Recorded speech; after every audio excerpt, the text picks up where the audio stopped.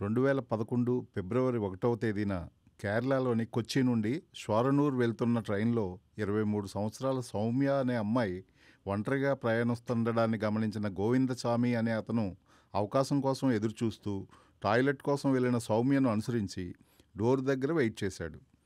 Train అరణ్య మార్గం గుండా ట్రాక్ రిపేర్ వలన స్లోగా వెళ్తుండగా టాయిలెట్ డోర్ ఓపెన్ చేసుకుని బయటకు వచ్చిన సౌమ్యని బయటకు తోసేసి తాను కూడా ఆ ట్రైన్లో నుండి దూకేశాడు గోవిందస్వామి. ట్రాక్ పక్కనున్న అడవిలోకి లాక్కెళ్లి ఆమెపై అత్యాచారం చేశాడు.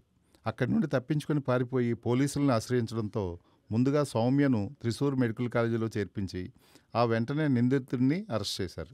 సౌమ్య చికిత్స పొందుతూ ఫిబ్రవరి 6న చనిపోయింది. ఈ ఘటన కేరళతో పాటు దేశవ్యాప్తంగా చర్చనీయాంశంగా మారింది. అదే సంవత్సరం నవంబర్ 11న ఫాస్ట్ ట్రాక్ కోర్టు గోవిందాచామికి మరణశిక్ష విధించింది. శిక్ష విధించిన తర్వాత పోలీసుల సమక్షంలో బయటకు వస్తున్న అతని ముఖంలో పశ్చాత్తాపం కానీ భయం లేకపోగా నవ్వుతూ కనిపించాడు.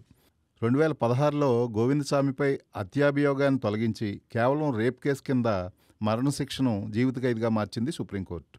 కేరళలోని కన్నూరు జైలులో ప్రస్తుతం జీవిత ఖైదు అనుభవిస్తున్న గోవిందస్వామి 2025 జూలై 25న అర్ధరాత్రి సమయంలో తాను ఉంటున్న సెల్ ఓచలను తొలగించి బయటకు వచ్చాడు. ఉదయం 7:15 గంటల సమయంలో ఖైదీల లెక్కింపు సమయంలో గోవిందస్వామి లేడని గుర్తించిన జైలు సెక్యూరిటీ సిబ్బంది అధికారులకు తెలియజేయడంతో విషయం వెలుగులోకి వచ్చింది. పోలీసులు తెలిపిన వివరాల ప్రకారం జైలు శిక్ష అనుభవిస్తున్న గోవిందస్వామి సినీ ఫక్కీలో సెల్లోని ఇనుప కడ్డీలను తొలగించుకొని దుస్తులతో తయారు చేసుకున్న తాడు సహాయంతో జైలు గోడను దూకి పరారయ్యాడు. అతడికి సంబంధించిన రీసెంట్ ఫోటోలను విడుదల చేసిన పోలీసులు అతడిని ఎక్కడైనా గుర్తిస్తే తమకు సమాచారం ఇవ్వాలని ప్రజలను కోరారు. ఒక చేతిని కోల్పోయి ఎప్పటి నుండో ఒంటి చేత్తో బతుకుతున్న గోవిందస్వామి జైల్లోని ఉన్నతాధికారుల సహకారం లేకుండా ఎలా తప్పించుకోగలడని మృతురాలి కుటుంబ సభ్యులు ఆగ్రహం వ్యక్తం చేశారు. గోవిందస్వామిని వెంటనే అరెస్టు చేసి మరణశిక్ష విధించాలని డిమాండ్ చేశారు. 2016లో అతనికి విధించిన మరణశిక్షను సుప్రీంకోర్టు జీవిత ఖైదుగా మార్చడాన్ని మృతురాలి తల్లి తప్పుపట్టారు.